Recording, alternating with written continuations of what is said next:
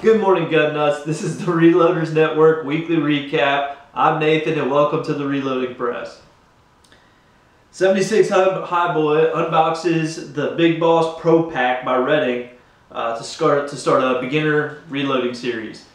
If you haven't watched some of 76 Highboy's videos, he's very meticulous. He goes very much so in detail. So you new reloaders out there that are interested in starting and want very in-depth instruction, go see 76 Highboy in this new series.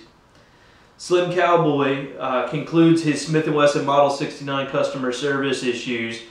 They fixed the gun, everything looks great. Go ahead and take a look at the video. He seems to be pretty happy with it. It's a shame that he had to go through the process to begin with, but if you do, it's good that the process went well. A Mooser starts his 6.5 Creedmoor series with a Savage MSR 10 Hunter using H414 and Hornady Superformance. It's a Hodgdon powder. I think he's using 129 grain SST Hornady and 129 grain interlock bullets. I don't have any experience with those powders. I don't have any experience with the 6.5 Creedmoor yet, but that looks like it's going to be a really good series. And it's not the typical powders that I usually hear when somebody's going to be working with 6.5 Creedmoor. So stay tuned to that. TATV reviews the Frankford Arsenal Case Prep Center. I didn't know that the Frankford Arsenal Case Prep Center had a trim tool inside, like a universal trim tool inside of it, and it does. So if you're looking for a trimmer, and trimmers usually run about $100-ish, right? You can usually find a trimmer somewhere around in there. And these case prep centers, to me, are just exorbitantly expensive for something that's like a little motor and a transmission in there of some kind. And I just never understood, it's like, why are these things so darn expensive? But if it's got your case trimmer and all those doodads, well then it kind of cancels out, makes two tools into one and makes it a little bit more palatable. So that's something I might look into. Uncle Jim deals with the rejection of being lied to by Lee Precision for the bullet sizer die being undersized. If you need to open up a sizing die, he gives a great kind of tutorial on how he goes about doing it. Look, here's the thing. These bullet sizers are all going to run a little bit different. The actual bullet metallurgy is going to have an impact on how much the bullet bounces back after being sized.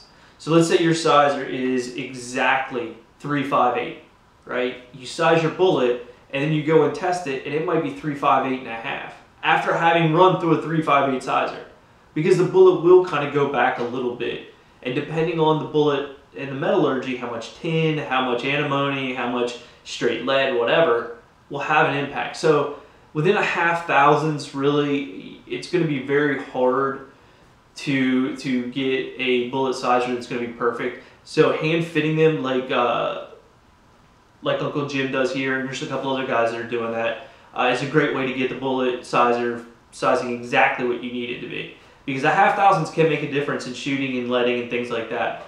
So take a look at Uncle Jim's video on that. The Crazy Scotsman shoots Minute a Squirrel in his 200-yard attempt at the TRN Challenge. If you haven't looked into the Reloaders Network Challenge, there's a rifle one up right now. There's going to be a pistol one up here shortly, or at least explaining the pistol. The Crazy Scotsman's already going ahead and shooting the pistol. There's a couple other people that are doing that.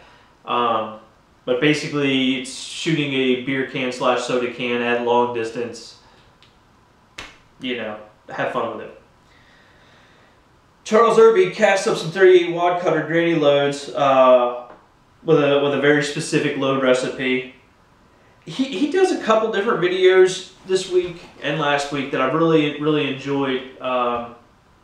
If you haven't checked out his channel, I really recommend it. Everything from some of his tutorial work on the Lyman T-Mag press to it seems as though you get a really good idea for technique when you're watching his videos. And technique is something that's very hard to pick up on your own. It takes years to develop good, efficient, effective technique, or you can be taught it. And unfortunately, a lot of us reloaders are not co-located. We're not hanging out with each other physically. That's why we're on, the Reloaders Network and why we're on YouTube. And sometimes I know I'm really guilty of this, is glossing over things. But Charles really gets in and really kind of trains you on some technique. So I really recommend taking a look at his videos. Treetop Flyer makes some very nice, inexpensive bench plates for mounting tools to his bench. What I learned out of that video was the real MDF, not junk MDF that you might get from like your microwave stand from Walmart. The real MDF is extremely stable, meaning that it doesn't like to twist or bend or move. So it has some uses. I've always shied away from MDF because I understand MDF, like I said, the microwave cart you get from Walmart, or the, your first end table that you buy, when you move out to your first apartment, the thing spills a little bit of water on it, swells up like a damn sponge, and then it's all cockeyed from then on. But real MDF doesn't necessarily do that. I mean, it is kind of temperature or moisture sensitive, but you can put some poly on it and fix that. But anyway, don't want to get into the weeds to it, but take a look at Treetop Flyer's video. If you're interested in making some bench plates and you don't want to go the route of inline fabrication or the Pat Marlin Rock Dock, this is really a good option, especially if you're wanting to hand make some stuff. Fuzzy Fork 8 shows pictures of his first reloading bench. I really like Fuzzy Fork 8. If you haven't looked at his channel, please do. Of course, everybody's, links to everybody's channel is going to be in the description down, yeah.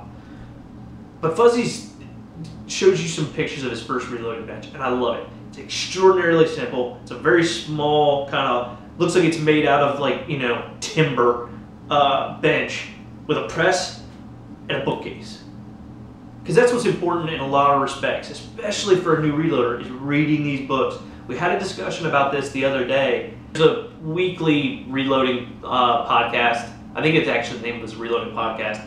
And this came up, and there was some question about whether or not a new reloader should rely on the internet or on books or whatever.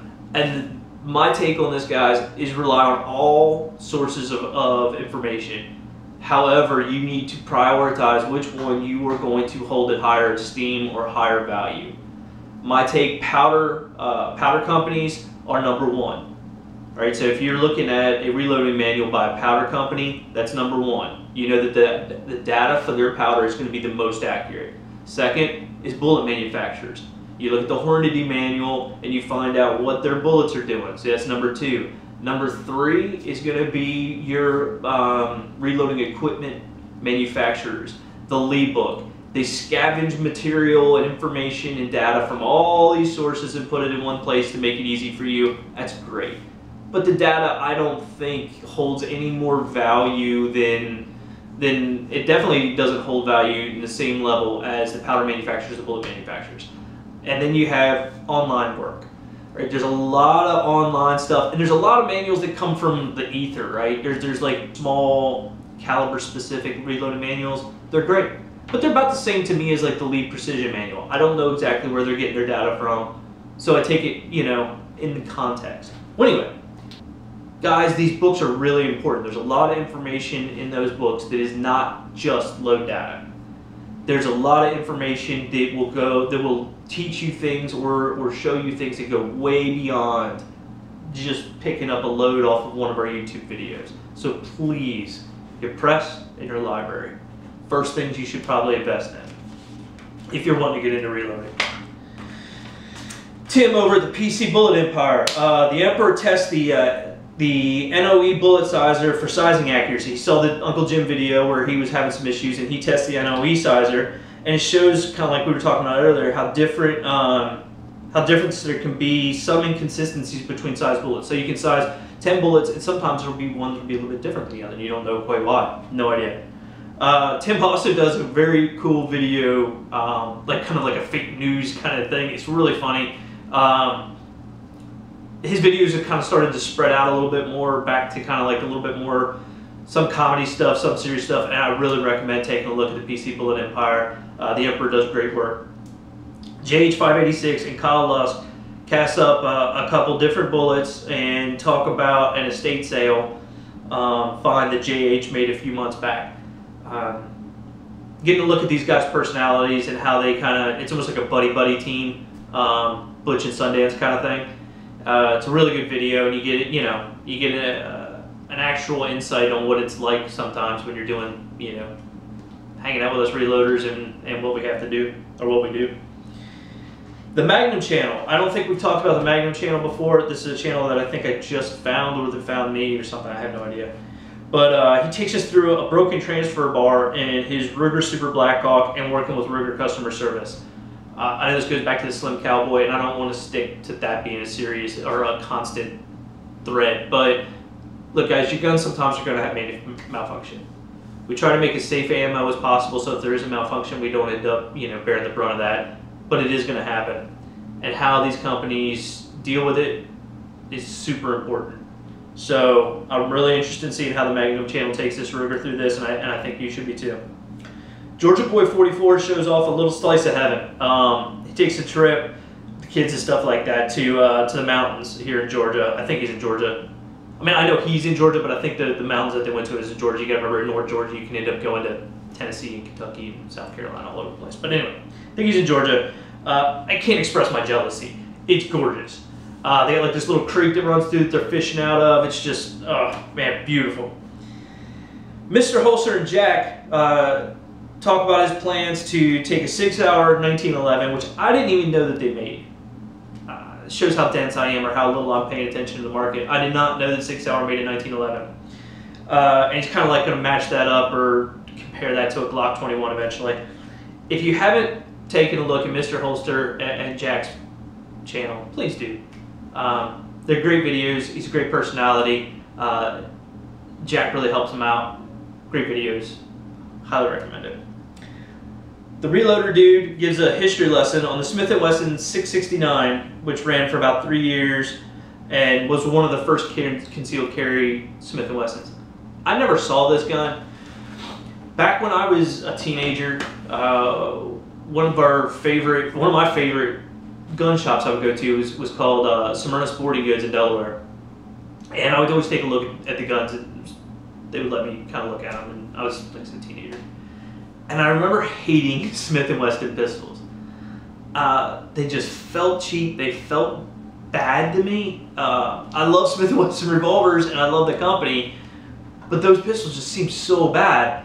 And then I saw the Reloader dudes 669, and I was like, wow, that's their slightly older cousin. And that looks like a really nice gun. It's a shame they only made it for 3 years, and that it didn't seem to have a long production period, but it looks like a very nice gun. It looks like it's a heavy for a concealed carry gun. But heavy is always good. If it does not work, you can hit him with it. Anyway, guys, I think that's going to do us for this week. I appreciate it. Check out the reloadersnetwork.com. Check out everybody's channel. And until then, stay safe, have fun. I'll see you when I see you. Later.